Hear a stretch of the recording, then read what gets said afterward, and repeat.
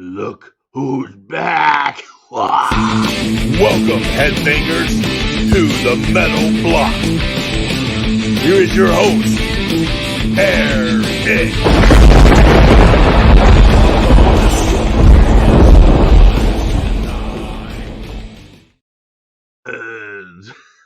What's all the noise? Where's my audience at?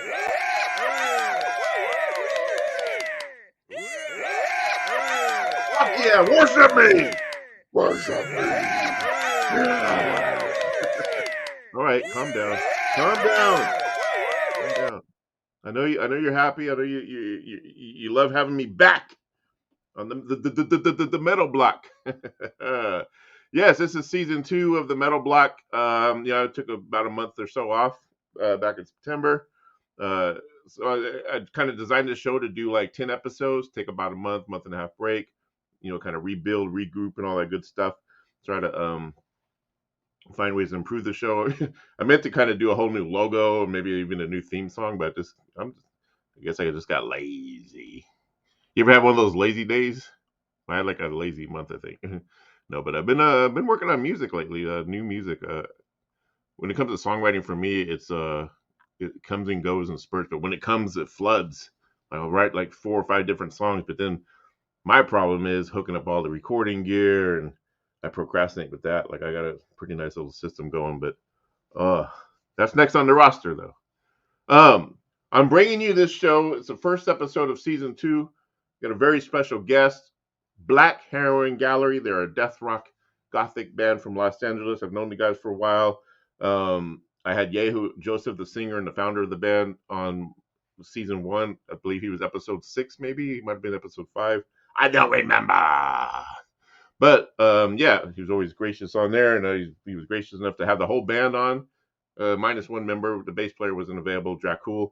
But yeah, the idea was also to have them, maybe because I got them while they're in the rehearsal studio, so I got the whole band in one shot. I had to pre-tape it, do the scheduling and everything. So I taped it on the day before Halloween, and the idea was to have them play a couple songs live, in the rehearsal, but we just couldn't get the sound right, so I edited that part out, and I'll play a little clip of them at a different rehearsal, which is with a better recording. But before we get into all that, some music news. Maybe I want to start doing some music news with this series here. Not a whole lot. I'm not gonna spend a lot of time on it, but just to kind of recap what's been going on. Like, okay, look, we had Motley Crue and Wasp released 2 big, massive box sets. I got both of them, and you can check out my video on YouTube here. I did an unboxing. Wasp has the 7 Savage box set. It's like 8 LPs. Very, very great. I mean, it was $300, but I think it was worth it. The book alone is a 60-page book, and it just has so much history. I love it. They break down each album and like where they were at the time, and a lot of cool photos in it. I mean, the book alone to me is worth the whole thing. But it comes with all their first 5 or 6 studio albums, and then Live in the Raw. It comes with some B-sides and unreleased songs on another thing, a couple posters and stuff. Really cool. Then the Motley Crue one is the Shout the Devil 40th anniversary box set. It's really cool. I think I have I can't get it, and it's way over there. But check out my videos in there. It's a really nice box. It's really big and thick, kind of wood. It looks like it's wooden, but I don't think it is.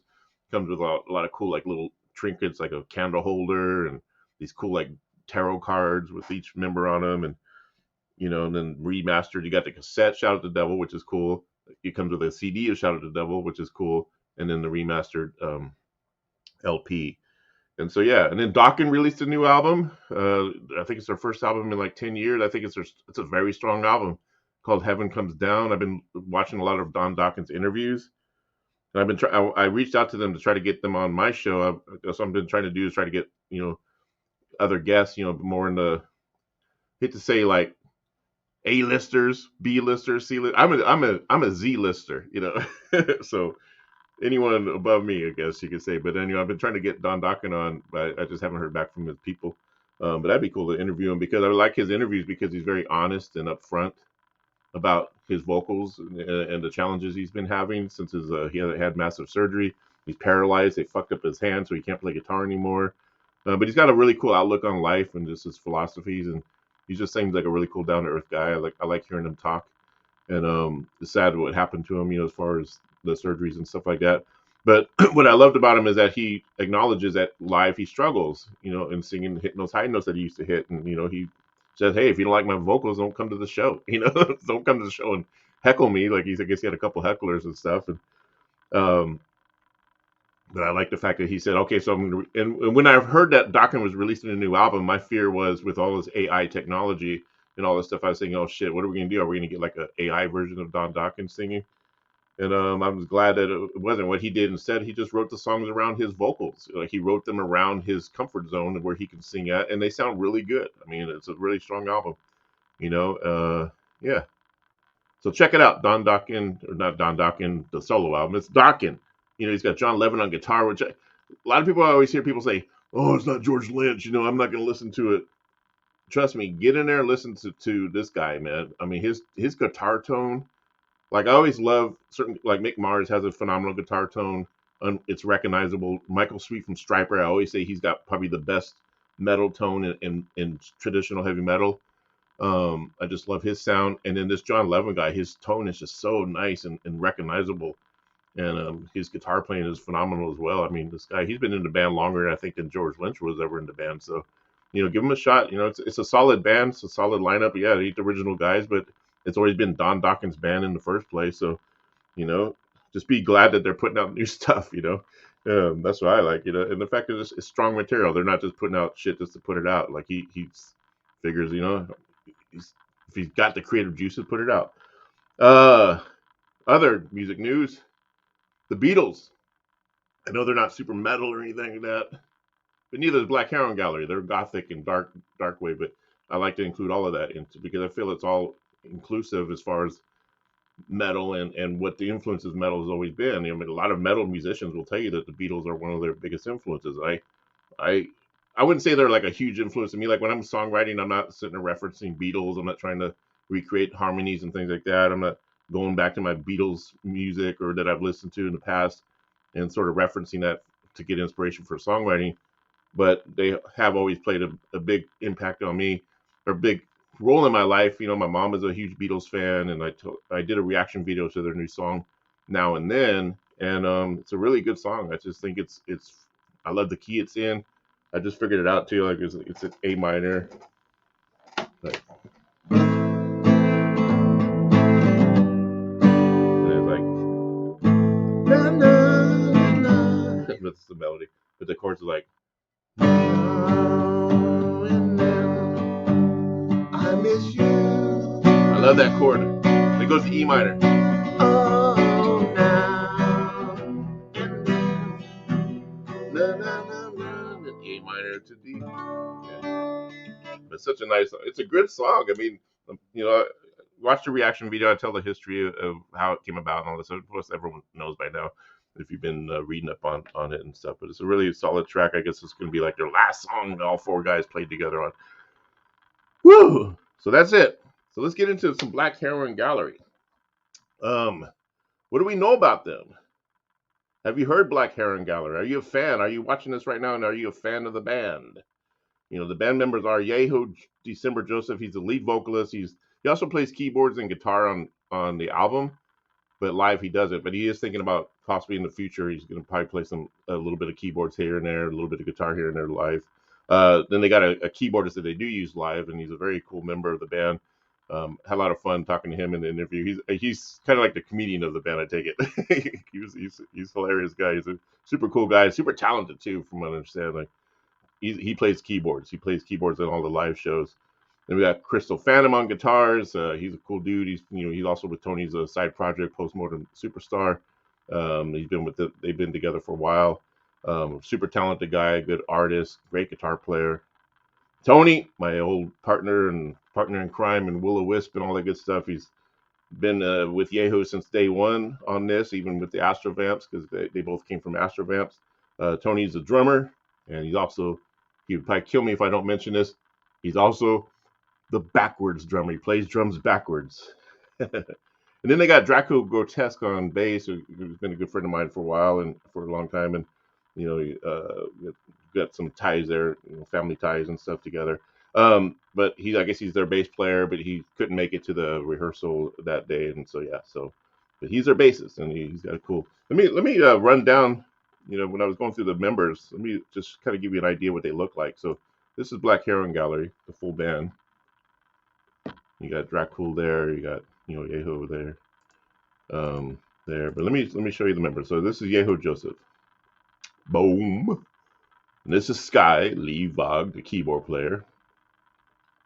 Yeho, of course, the vocalist, keyboard sometimes.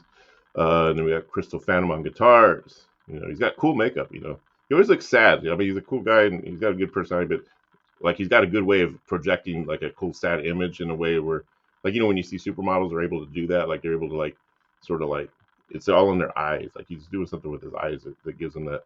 It's sad, like, but in a theatrical way. I'm not saying that he's a depressed dude or like, I don't know, maybe he is. Who knows?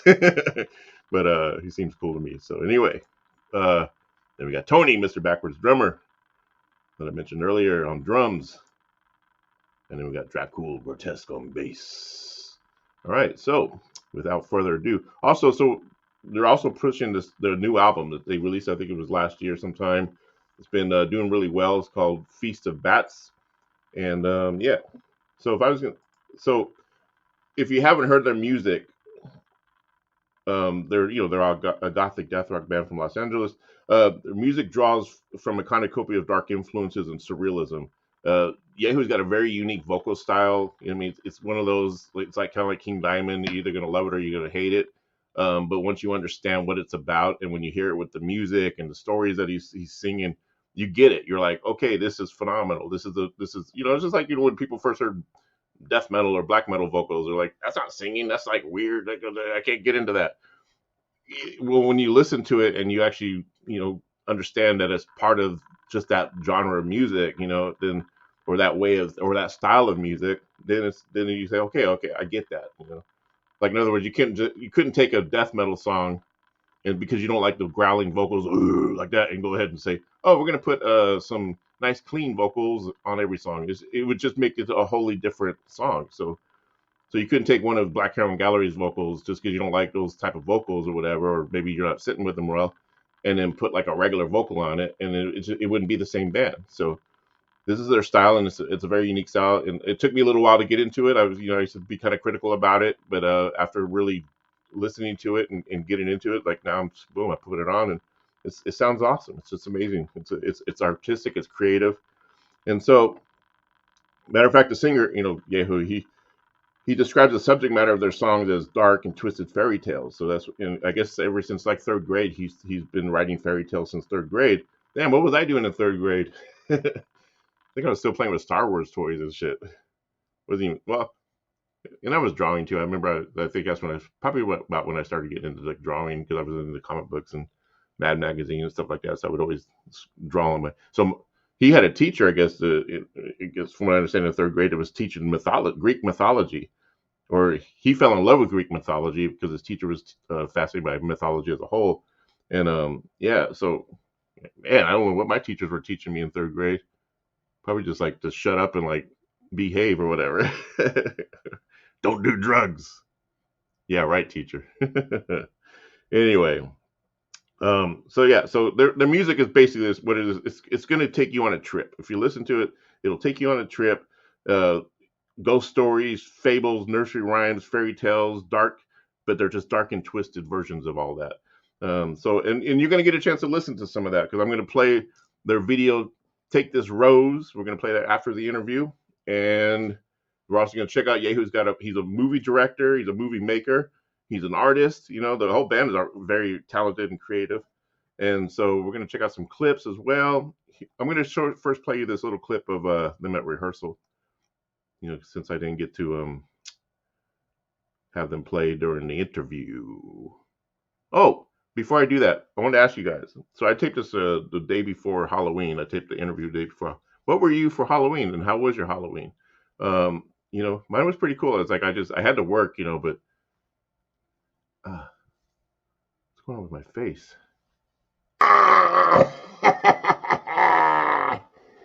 Yes, it is me, my true self. I've risen through the Oh, yeah. What were you for Halloween?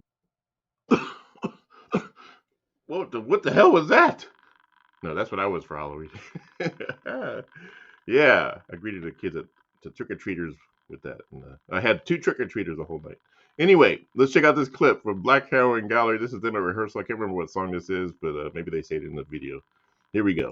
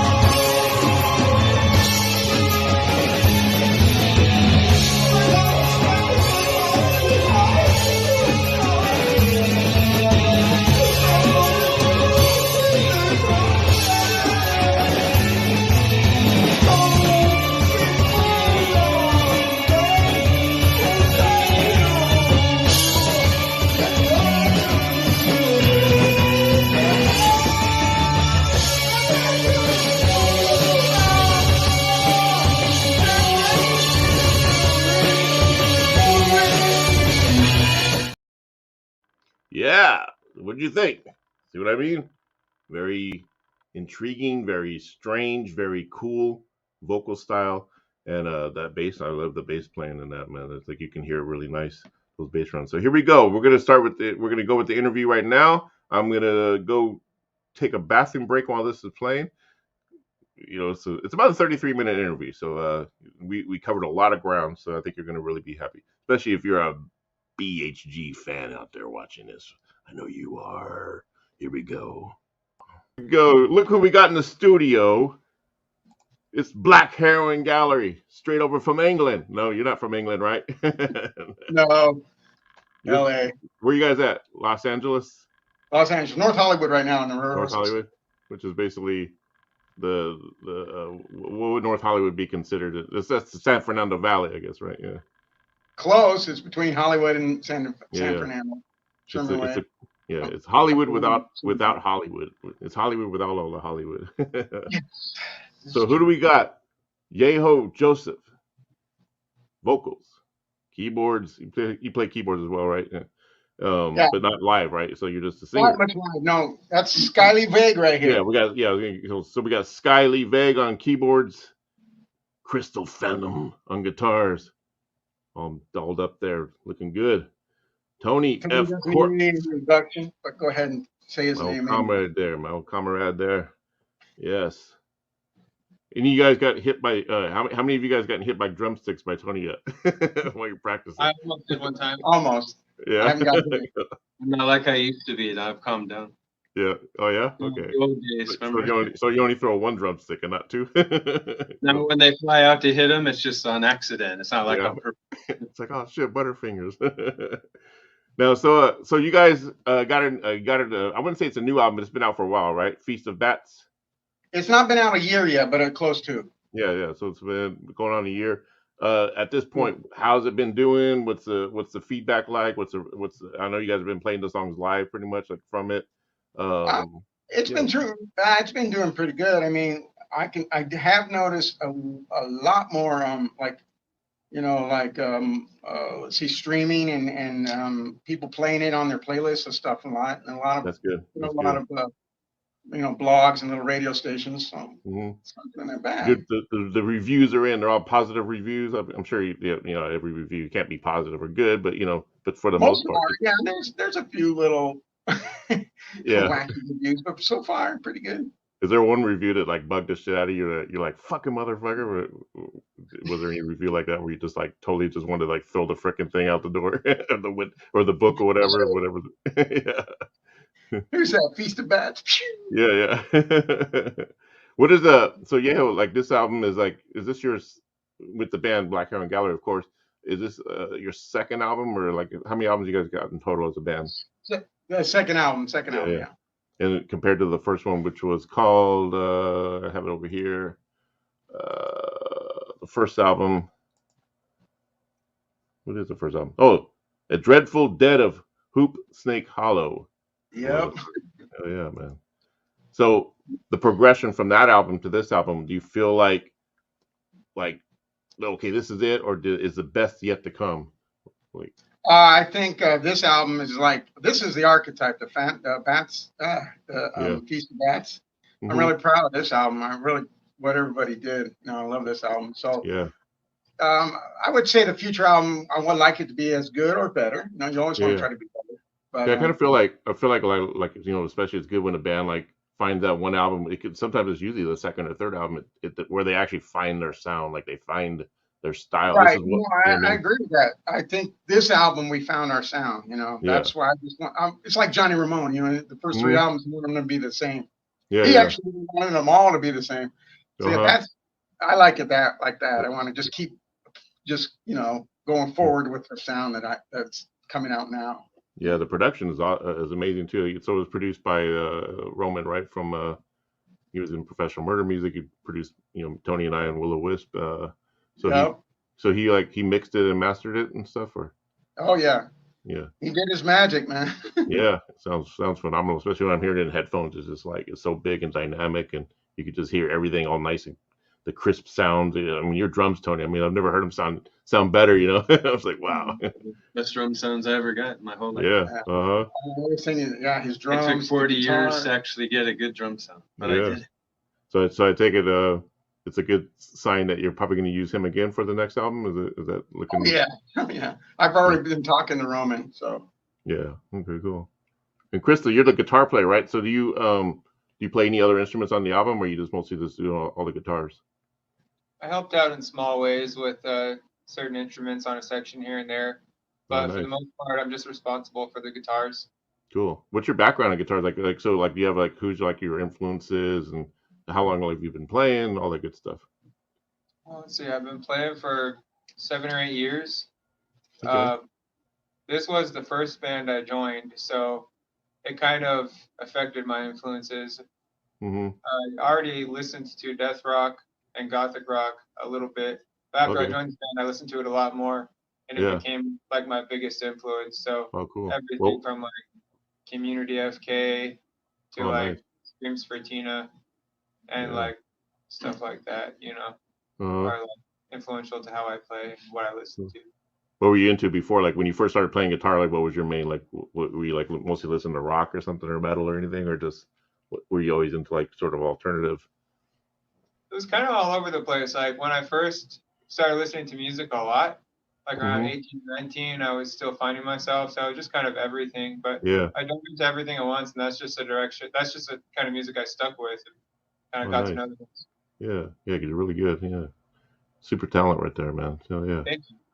Yeah. And Sky, you're the keyboards. Yes. But you don't play keyboards on the album, or you just do live?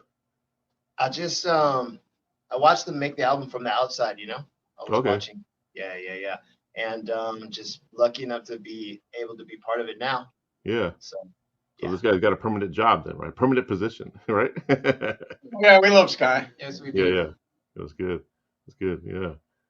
He's helped bring a live sound that we've been, trying to get to. When you started the band, it was mostly you and Tony, right? From the very beginning, when you got out of Astrovamps. Yeah, right after the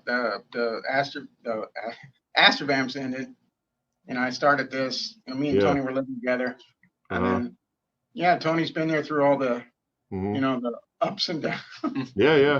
I mean, from the days I remember. It was a slow start, but he was there right there from the beginning. But I'm thinking okay, so you had Astro and you guys were in it for a long time.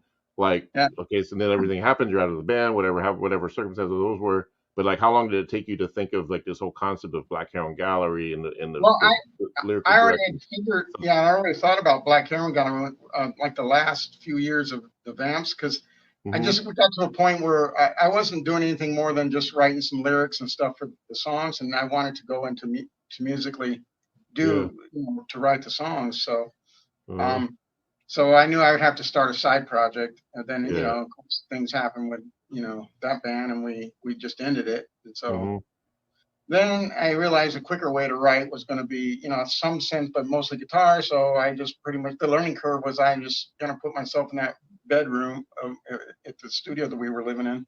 Yeah. And just practiced guitar for, about 2 years straight, Okay. every day. Yeah. Start writing songs. Who's better on guitar, you or Tony? Just kidding. Good. Tony, he learned on his own too. I'm a songwriter. I'm not as technically advanced as Tony. You guys don't do like you and Crystal and Tony don't do like guitar duels or nothing. You don't cut heads or do guitar duels, cut heads. Oh no! Could you imagine? That'd be kind of cool, huh? I know, right? Yeah, you should do that on stage. That'd be cool. Do some 3-part harmony. Bring it into the goth world. Yeah.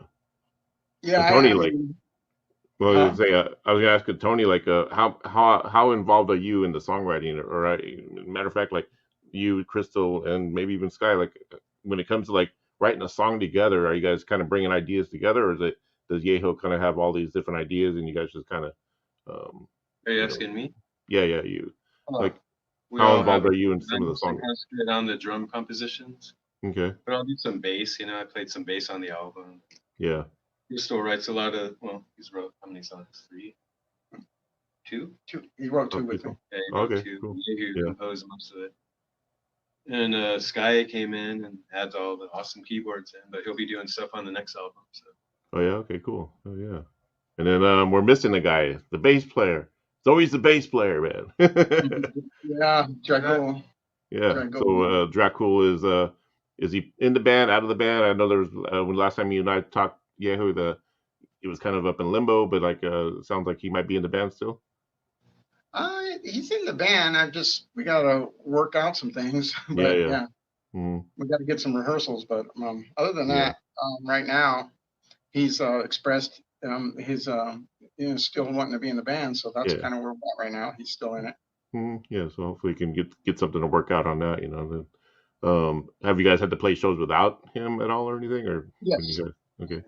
And I would imagine with the keyboards, it kind of fills in the bass. I mean, we've had to do that, with Will-O-Wisp and Karza would play keyboards on the bass, or bass on the keyboards. This guy is as good as Ray Manzarek. I mean, he's able to do like bass lines. Right. Oh yeah, okay, guys.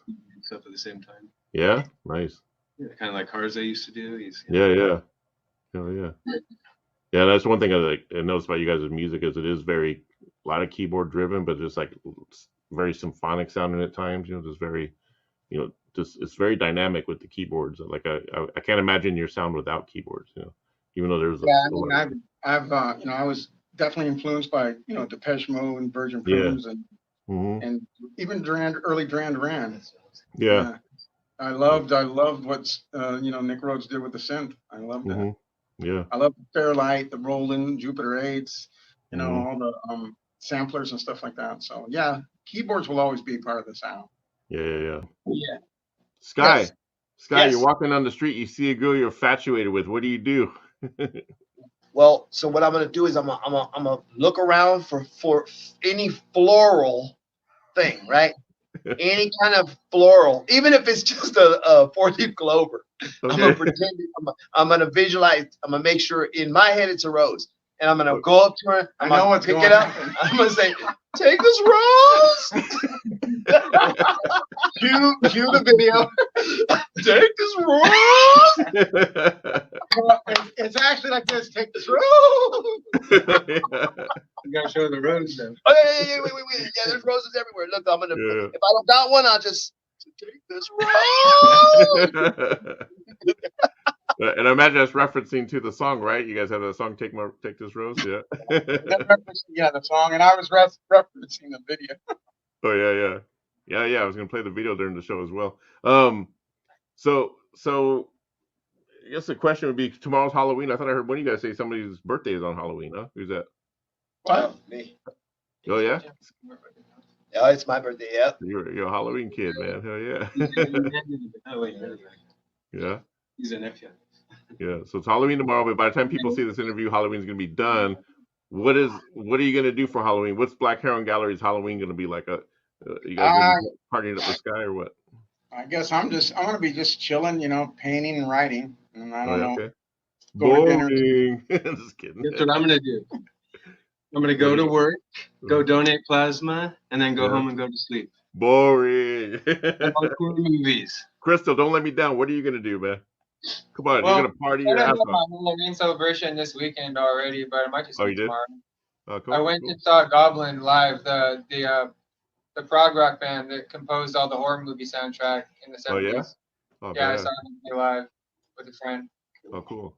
Well, I have something to confess. I'm gonna be boring too because I have to work. So, Yeah, it just sucks. But Well, at least if you can be boring and make money, that's cool. yeah, that's true. Actually, I was gonna tell my clients, hey, it's a national holiday, so we're gonna take the day off. But, we're celebrating in spirit. yes, that's cool. They should make it an off day. Yeah. Yeah. Only for goth and like metal. Crazy. Yeah. Oh yeah, right. Hey Tony, so quick question about Halloween. What's your go-to horror movie that you have to watch every Halloween, no matter what? I don't really do that. I mean, I watch horror movies every day of my life, but Oh yeah. do you want me to name one? Like, Yeah, like what was like one? What's your favorite of all time? Like when it comes down to like when it comes to like especially during the Halloween time, like it's that movie like okay, I'm gonna even though you watch them all the time, but is there one that kind of like signifies Halloween for one every Halloween? It really gets me in the spirit. Is Trick or Treat, the 1986 one? Oh yeah. one. Oh cool. Kind of typical. It's getting kind of trendy now a little bit. Because everyone knows about my it. favorite horror movie of all time is Evil Speak, 1981. Check that one out. Yeah, me too. It's got Clint Howard in it. It's amazing. I saw it in the theater. That's when it came out. You did? Yeah, I saw it when it came out in the theater. My grandmother took me, I think. Good, I envy you. I never knew that.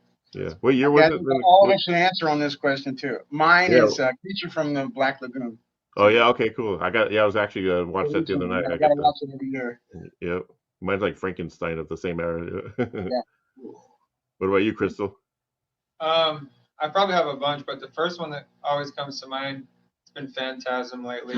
Oh yeah, okay, cool. Phantasm. I've been watching all those too, all 5 of them. Yeah, I like all of them. I even like Ravager. Yeah, me too. You like Ravager? Yeah, I like all 5. Remember that old guy we used to see, Tony, all the time? We used to call him Phantasm because he always had like the dust on his fucking. He looked like, I was thinking about him the other day when I was watching. He always had dandruff on his fucking suit. Yeah. Oh yeah, the guy that looked like a corpse. Yeah. What about you, Sky? You have a favorite horror movie? So yeah, so like I don't. Maybe it's been about 15 years.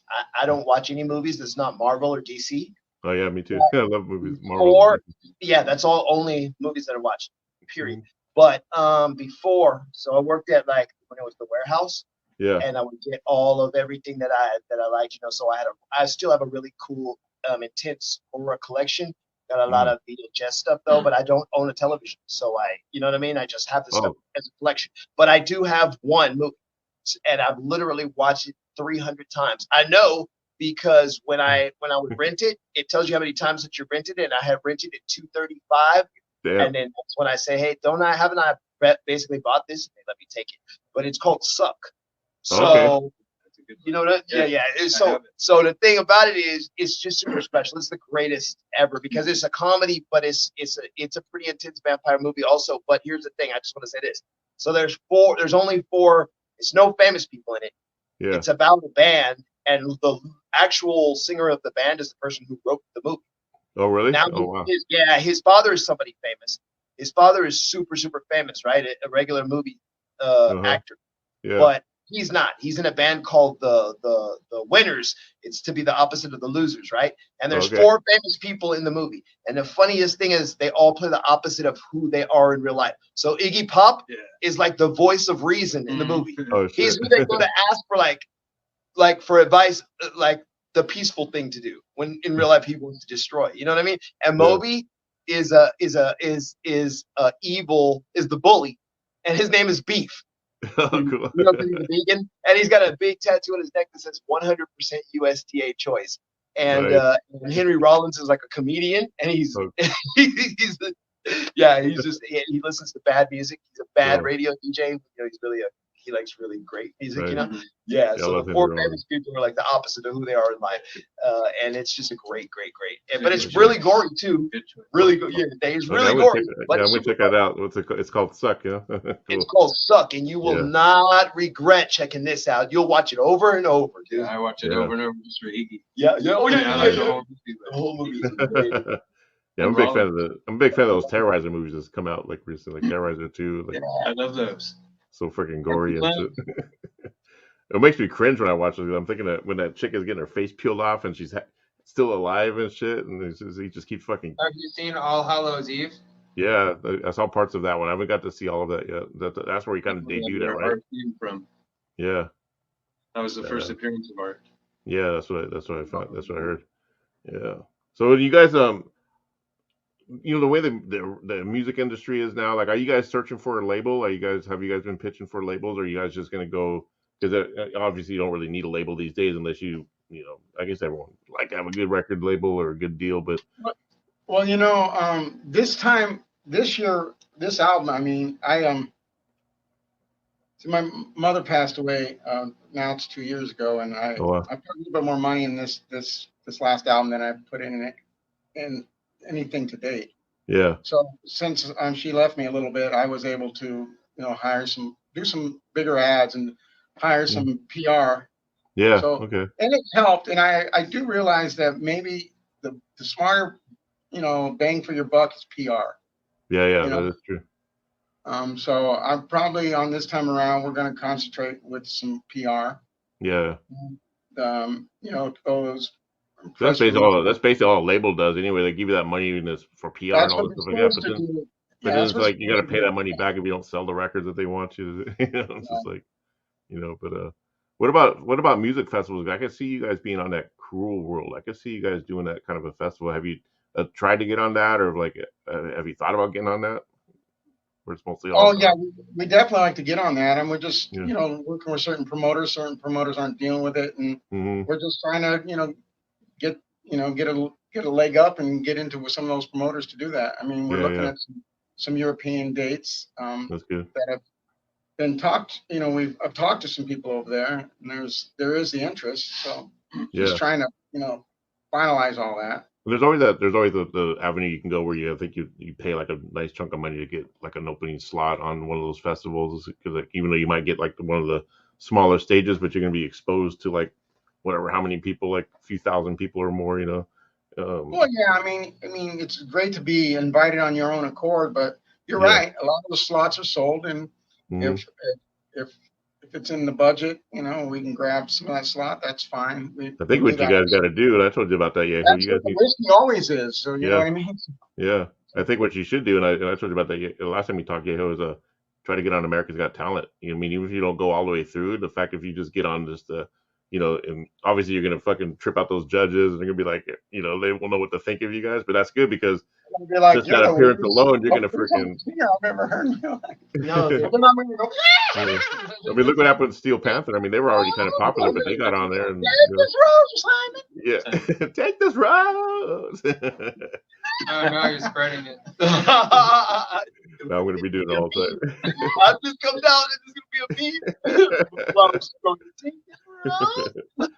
Take this rose. Circus train.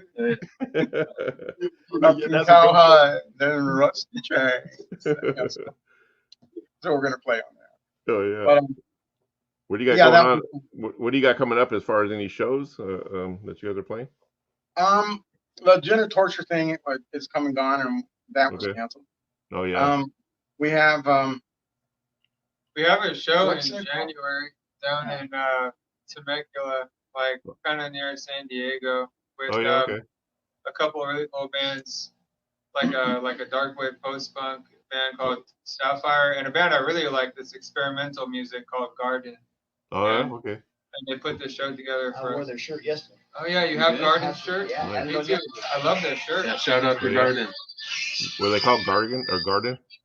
Yeah, definitely shout out to Garden. Yeah, they're good. They're really eclectic. They mix they'll do a hip hop song, then they'll do an old school death metal, like Swedish death metal song. Oh, cool. He's like all over. It's really cool. I like it because it's super diverse. Yeah, I'll check that out. And he's a one-man band. He plays guitar, spits blood, and beats your parents. Oh shoot! You should shoot me his link when you get done. With us. Yeah. So yeah, we got that, and we had a show offered for just this last Saturday night, but I wasn't able to take that show, for us because everybody had other commitments. But oh yeah, okay. Yeah, we're going to be booking some more shows and trying to get into some other bigger shows. Yeah. Hopefully we're doing the black box again because they mentioned they talked to us in Mexico. They wanted us to do something. Oh yeah, okay. After we played our show there with Corpus Delicti. Yeah. So we got a lot of things going. I mean, I'm trying to concentrate on maybe at least trying to get maybe 2 to 3 more videos out before the spring. Yeah. So now, is there a new album in the works? Yes, I've been writing stuff for that. Okay, so cool. We'll be working on that too. So, and when then, you guys do your songwriting process, is it like who do you have like your song, you just bring it to the band and they all just kind of flesh it out, or like? Well, I usually bring it to Crystal, and then okay. we get it tight, and then we bring it and show it to Tony and stuff like that, and I go and record it. Cool. Then in the studio, I'll put the keyboards and stuff in after I got everybody recorded, everything. Oh, cool. So you don't do like a songwriting session, like, okay guys, we're gonna do a songwriting session. We're gonna stay up till 4 a.m. and just crank out ideas until something clicks. Because some bands do that. Okay. Yeah. All right. You guys want to? Yeah. This guy has to go get his guitar. Oh, nice. Right. Oh, he's gonna play a little guitar for us. No. Well, he's picking up his guitar. Okay. He's gonna get a guitar. The other band is brought a guitar for him.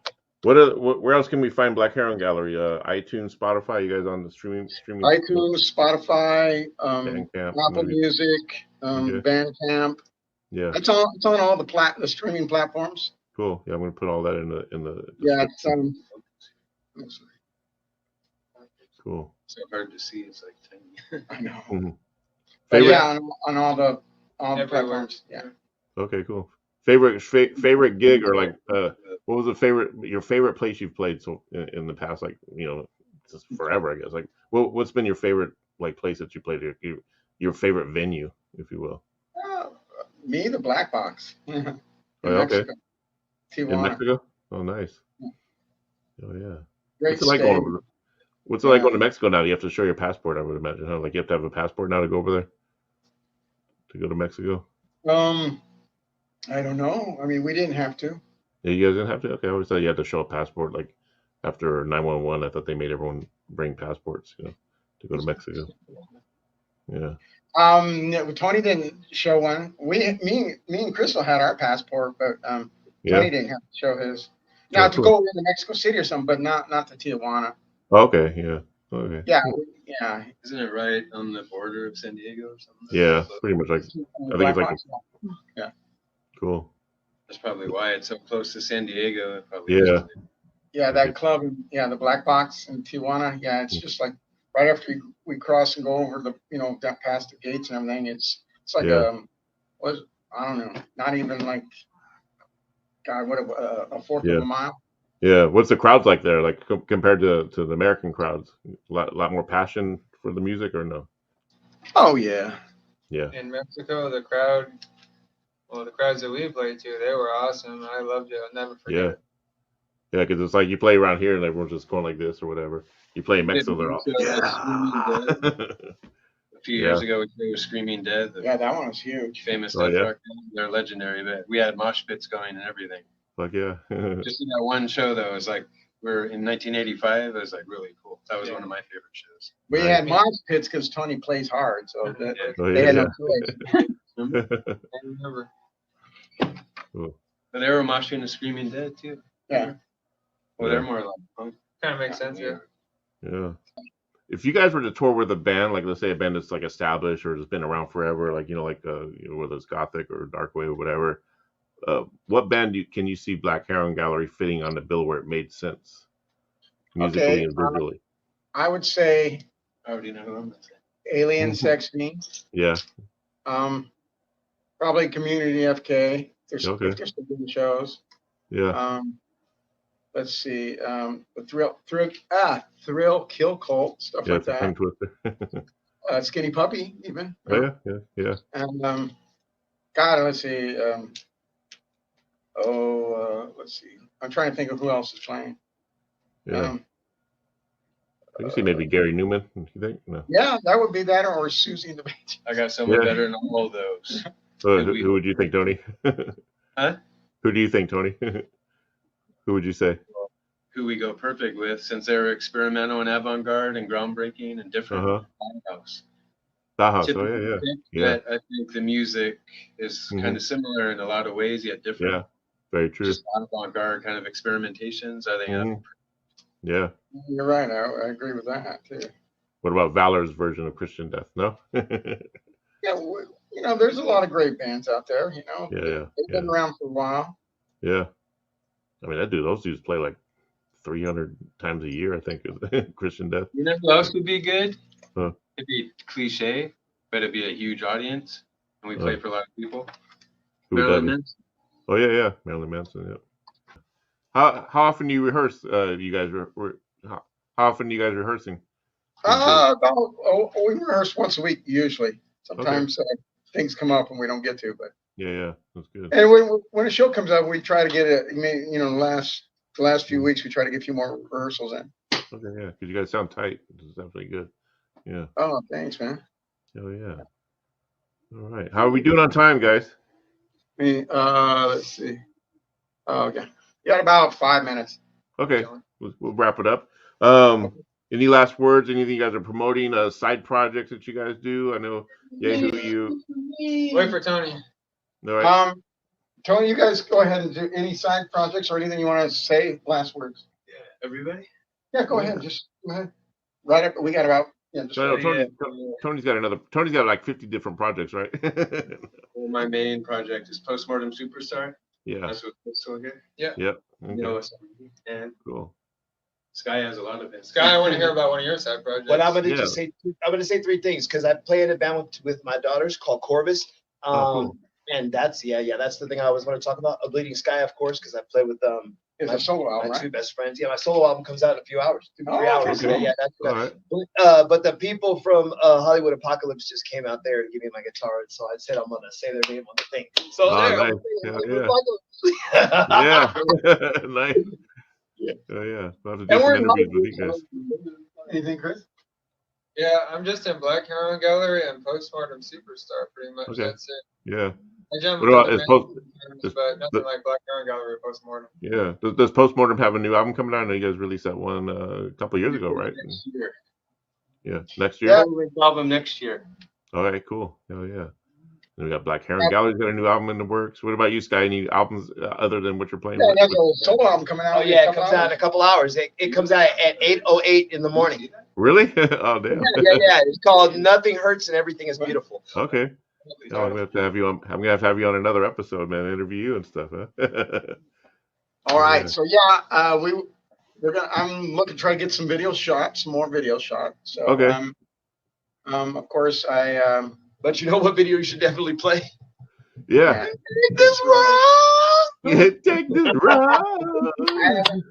I have another a musical side project, but it's not gonna come out till next year. So okay. I don't have the name for that yet, and I'm working on some Black Heron Gallery stuff. If nothing else, at least I want to shoot a video and then maybe a little like a single or something, like sometime in the spring, right? And other than that, I'm just keep living the dream, man. Living the life. Why don't you show one of your paintings? Huh? Right, because that one looks like Marilyn Manson. Yeah. No. Ask him to get the Marilyn Manson one. No, that one. I'm not gonna. Oh, okay. Destroyed? Oh, I'm gonna paint over it. Okay, here. Gotcha. I don't like what you Oh, nice. Okay. Oh, cool. You're gonna destroy it because it look like Marilyn Manson. Can you see it? That's kind of like Marilyn. And that's his new girlfriend. That's one of the paintings I'm working on. She's gonna rat him out for he beat me. Yeah. Yeah. Or that. So I'm hoping to get some art shows this year. So. Yeah, you got to be in galleries. I can see your artwork being in galleries, man. You got to do some galleries. This guy's artwork, I love it. Yeah, its artwork is so good. One of my album things is its artwork. Yeah, I know. All you guys are talented artists. I know Crystal's a talented artist, and they're all good artists. Thank you. Chris and Tony have told me this. I need to do Black Heron Gallery with a color cover, so I'm probably going to use it. This third album is going to have a color cover. Nice. Oh, yeah. Technicolor. You're going into Technicolor. Look at you, man. Oh yeah. Well, I do thank you guys so much for taking the time to do this. We're gonna thank you for having us. We appreciate you so much. Thank you. All right, Metal Block. We're gonna keep pushing the Black Heroin Gallery. Yeah. Oh, thanks for the shout out and the ad too in the Highwire days. Oh yeah, cool. My quote, use quote. That was cool. Oh yeah. I'm gonna be doing some more too, so definitely. Oh yeah, guys. Been a pleasure. Horns up and peace out. Woo! All right, buddy. Thanks. Woo! Horns up and peace out, as I always say. Yeah. What'd you think of that interview? That was good. You know, a lot of clowning around. Take this rose, which we're gonna play that video here in a little bit. As you notice, Yeho showed off some of his artwork. I wanted to show you some of it as well. You know, he's a talented artist. They're all good artists. I'm not sure if I got into where Sky, if he's an artist as far as painting or drawing too, but I'm sure he is, you know. And if not, then that's even okay, because he's definitely got it going on musically. It sounds like he's got a solo album that dropped, I guess, the day after on Halloween at 8:08 a.m. So I'm going to have to check that out. And yeah, here is Yehu. He shot me this. He said he finished this on the night of one of his gigs. So the night of one of the Black Heroin Gallery gigs. Pretty cool, huh? And then this is some of his. So he's going to start doing. He does. Yeah, I know he's known him to do a lot of black and white stuff. You know, he's always done this over the years, which is phenomenal work. I mean, he does like the ink, you know, the stippled ink and stuff like that, which I could do that too myself. I'm an artist myself, and I like that effect. I'm just too impatient. So when I draw, it's like when I ink stuff, I can't do that stipple stuff. I could, but I don't, because I'm just too impatient. Like I can't sit there and, because it takes like a long time. Well, it would take me anyway, like hours and hours to sit there and stipple the shading and stuff like that. And then Tony, he's a good artist too. Look at that. I showed some of his artwork. He did the album cover for their Postmortem Superstar. And I believe Crystal's a good artist too. I don't have any art of his. I should have asked him for some, but from what I understand, this is his from the back of the Postmortem CD artwork for the back of the album cover of the Postmortem Superstar CD, which rots, that you can get on Bandcamp as well. But this is about Black Heroin Gallery, which you can get on. So you know, I would encourage you guys to let me do a share screen here. We got some time here. Okay, I'm going to show you guys something. If I can do it here. Feast of Bats. Okay, as you can see, this is their Bandcamp, and the music. It's got both their albums. They got it. Their first album was called The Dreadful Dead of Hoop Snake Hollow. They got a really cool video for that. I don't know if I'll have time to show the whole video, but I'll show you a clip of it. But we're mostly going to show like their newest one, that, you know, Take This Rose, and also want to get to Yehu's movie, which is a little short film, A Jar, a Lizard, and a Killer. Yeah, so you can see that. Song titles. I Cover Her Horns, Gargoyle Project, Taste of Worms. I like Taste of Worms. That's like a good song, man. It's like one of my favorites on the album. Really, Twig Skeleton, I really dig that. It's a little, even though it's like a little intro type of thing, but it's just so well done. Take This Rose is the last song. Interesting, that being like the first single bit, but it's the last song on the album. Or not first single, I don't know. Maybe they have two singles out, but yeah. Stop sharing. Okay. Trying to work this technology here. So let's check this out. Here is the Metal Block debut. No, I did play this video back when I interviewed Yeho on last season, but you know, in case you missed it, it's a debut on season 2. Take This Rose. Take This Rose!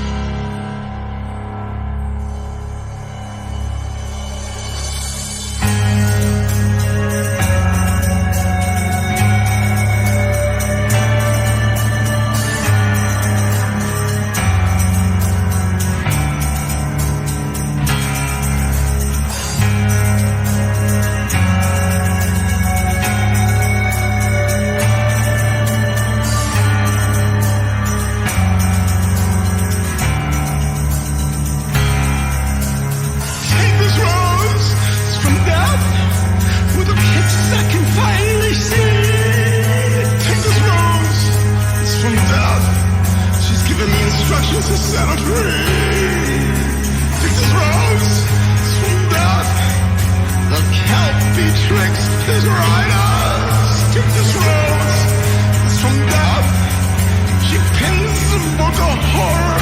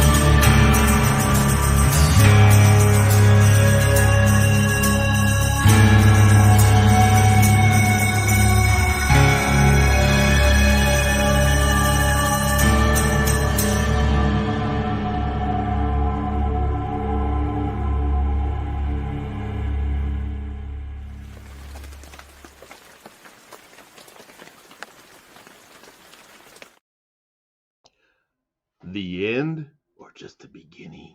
How was that? So the production on that is amazing. You know, Roman Marciak, if I get his last name correct, you know, he's a good friend for many years. He produced me and Tony's former band Willow Wisp, Delusions of Grandeur album, and you know, at that time he was just kind of just getting started and stuff. But man, leaps and bounds as far as his production. And I'm the type of, when I listen to music, especially in headphones, and if they're really good headphones, and I have almost an IMAX theater style way of hearing music. I can hear, like, I'm hearing stuff over here and over here and over there. And with this, I'm able to hear all of those little, like, especially the percussion. Like, I thought I heard a triangle in there, like, you know, those little triangles. So I'm hearing that. I'm hearing all the little tiny nooks and crannies. I sort of developed that back when I very first heard Disintegration by The Cure, way back in, 87, 88. And I would listen to it, and I would, because there's so much different dynamics going on in Robert Smith's music with all the different melodies being stacked on top of each other. And I would hear that stuff going all the way around. So now when I listen to music, I'm just hearing everything in a surround sound type of way.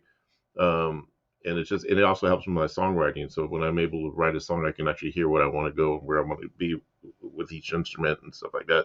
So yeah, I appreciate that. And this, I was thinking of Dead Can Dance, because they're that same way with the production. This is Dead Can Dance quality production, because if you listen to Dead Can Dance, I mean, their music is just very dynamic and very, you know, just big, you know, big production. All right. As I said, as I promised. Actually, I want to show you a clip of their video before this. So this is from their first album, The Dreadful Dead of Hoop Snake Hollow. Very cool title there. This song is called Below Dark Waters. I won't play the whole thing because I want to get to the movie and all that good stuff. So I'm gonna play a clip so you can see the creativity and the creativeness that Yeho puts in his videos, and I think he films it. I think he has his son help him film a lot. So yeah, but obviously he's directed and everything like that. So this dude's a visionary, man. He's definitely got it going on in all levels of talent and entertainment when it comes to creativity. All right, here we go.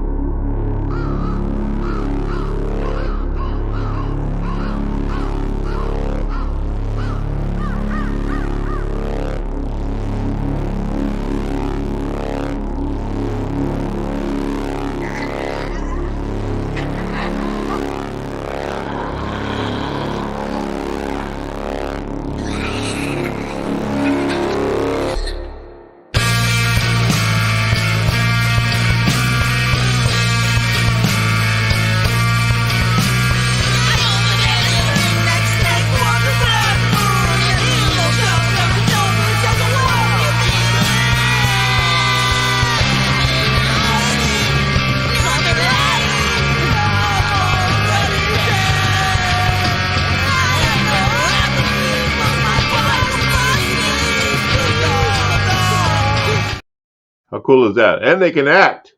I love that makeup, man. That Yehu's got going on there. Fucking badass. It's like a creepy clown meets. Kind of looks like a cartoon character I've seen before, like in the old, maybe 70s cartoons, like WB, but or not WB, like something like Tex Avery would do. But yeah, it was very wicked. And so that's on this album here. There you go. So get out there and get it. Check out their catalog, man. You guys won't gonna be disappointed. If you're already a fan of the band, then you know what I'm talking about, right? Super talented here. And so before we wrap up the show, this is the movie that he made. I believe he had his son help him out with it. I think his son plays a part in it, I believe. An Ancient Creature. What does it say? Oh, an ancient creature promises a gift from hell. But first, a jar, a lizard, and a killer. That's the movie poster. I couldn't see with my glasses are kind of sucky. But anyway, so before I go, we're going to watch this movie. I do want to thank everyone. I want to thank Black Heroin Gallery for letting me interview them and being a part of this, the first episode of season 2 of the Metal Block. You definitely got some more good stuff on the way. I got a black metal band coming up in a couple weeks called Darkness My Desire. They're from Canada, and 2-man group, and they got some really kick-ass black metal. They just released a new album, so you're gonna catch that on the next episode of the Metal Block. I'm setting that interview up as well, and so here is a jar, a lizard, and a killer, and I'll be right back after this for some closing remarks and all that good stuff.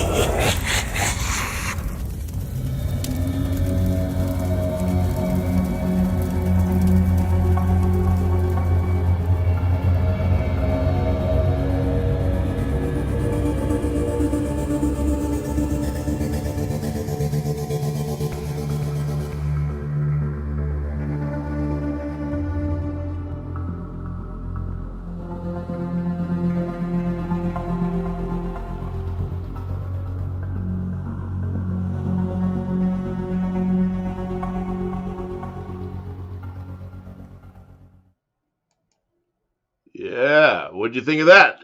I love that mask, man. I collect a lot of masks. You saw the one I had earlier on. And I got like the Sandman mask, the long nos thing or whatever, nose and with the big old eyes. I would love to have that mask hanging on my wall and stuff. I also have a Anubis mask. Yeah, I got a Donald Trump mask, which I will never wear on this. Woo! Thank you, everyone, for joining me on this episode 1 of season 2 of The Metal Block. We got I'm going to do about 10 or 9 more episodes before, probably in sometime around, if I do the math right, every 2 weeks. I'll probably, last episode will be sometime in April. So I'm hoping to have some surprises for then and all that good stuff. And, yeah, and again, I want to thank Yeho. Oh, I wanted to mention music news I was talking about earlier, some of the stuff that went on while we were away. And most recently, I didn't mean to, but I left out the death of Stephen Riley. Stephen Riley was the drummer of Wasp. I was just talking about that box set I got. And he also was in LA Guns, and he was actually still in LA Guns, but his own version of LA Guns called Riley's LA Guns. As some of you know, there's 2 LA Guns, but there's the main one, which is Phil and Tracy, and then they had a little legal battle and blah blah blah blah, and shit was flying everywhere, and then they settled with Riley's LA Guns and LA Guns. And from what I understand, he was a really cool guy. Never talked any bad stuff about anybody. He was always nice and gracious. I've also heard some stuff that maybe he was hard to work with in certain areas. But who knows? I mean, I don't know. I don't know the guy, but apparently, he was a good guy. And so, yeah, and it's definitely unexpected that when he died. So rest in peace, Stephen Riley. Phenomenal drummer. I mean, the drums on those early Wasp albums are just phenomenal. And LA Guns as well. And yeah, so on that note, I'd like to close this show out so I can get to doing some editing and then get it uploaded on all the good stuff. If you're watching this, that means I already got it edited and uploaded, right? Duh. So, as I always say at the end of every video, it's like my mantra. You have to be kind to other people. You have to be kind to yourself. Because if you don't love yourself or be kind to yourself or good to yourself, you're no good to anyone else. Might as well just hang it up. You got to take care of you first. Because the stronger you are, the stronger your foundation is, then everything else falls into place. You can, if things fall down, you can rebuild. As long as your foundation is solid, if there's cracks in that foundation, you need to fix those cracks. But if you have a solid foundation, no matter what's happening around you, the world is on fire, boom, you build right back up. Right? Take that from someone who's battled addiction for 20-something years, meth and alcohol and cocaine or whatever I could put in my nose and whatever I could put down my throat. And then, so I'm going on 12 years sober in December. And yeah. All right. So horns up and peace out. The Metal Block will be back.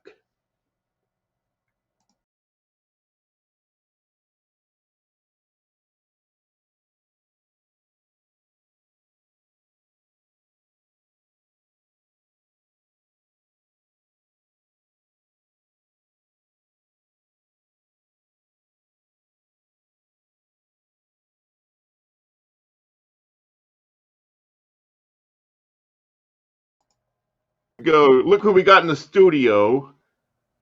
It's Black Heroin Gallery, straight over from England. No, you're not from England, right? No, LA. Where you guys at? Los Angeles? Los Angeles, North Hollywood right now in the North Hollywood, which is basically what would North Hollywood be considered?